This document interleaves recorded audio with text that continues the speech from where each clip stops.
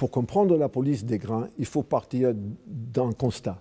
La société française, elle est fragile, elle est constamment menacée par la cherté et par la disette, donc tout le monde vit sous une espèce de dépendance à l'égard des grains. Le peuple, car les grains constituent leur ration de survie, n'oubliez pas, ils mangent que du pain quasiment dans une soupe, si vous voulez, mais ils tirent non seulement la majorité de leurs calories, mais aussi de leurs protéines, du pain, des grains. Et puis, dans la même dépendance, le pouvoir.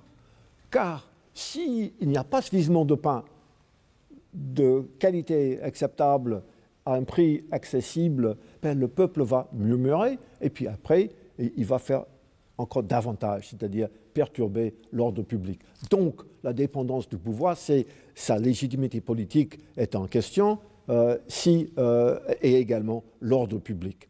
D'où, justement, ce besoin de répondre à une demande qui semble évidente. Il faut faire en sorte que le système d'approvisionnement fonctionne.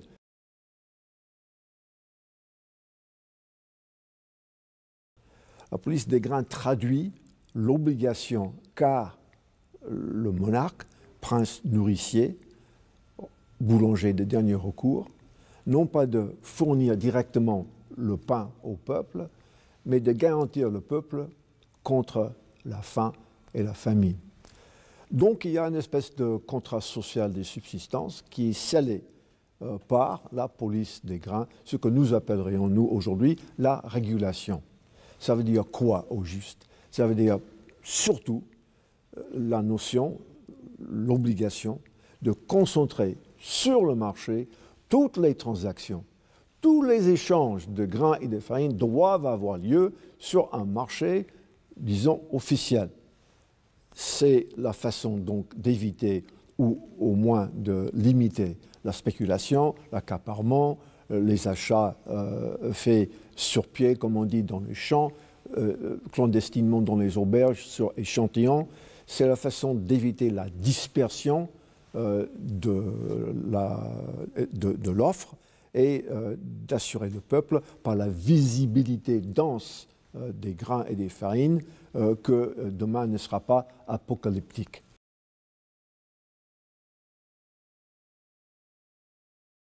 Les blés, entre guillemets, c'est un des grands sujets de débat pendant les Lumières.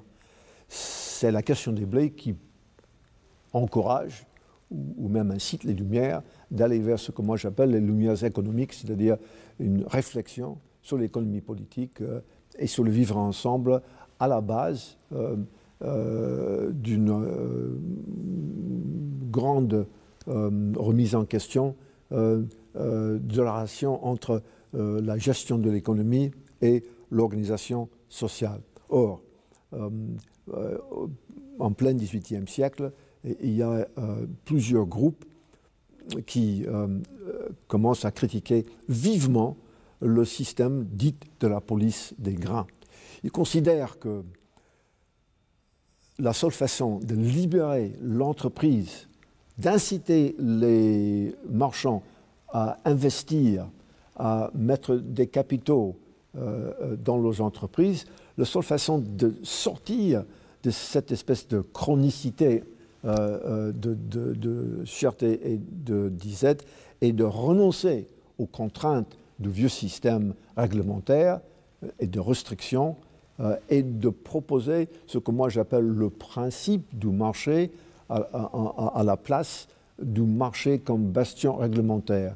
Le principe du marché est assez simple, c'est de laisser faire, c'est de permettre aux individus d'entrer en concurrence les uns avec les autres en poursuivant leur intérêt individuel particulier, ils vont contribuer directement à l'harmonie et à l'intérêt général.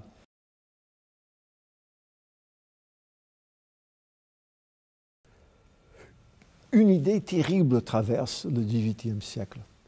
C'est que les gens proches du roi, dans des moments de tension sur les subsistances, profitent de la pénurie pour monter des monopoles monter du trafic, monter des spéculations pour gagner de l'argent.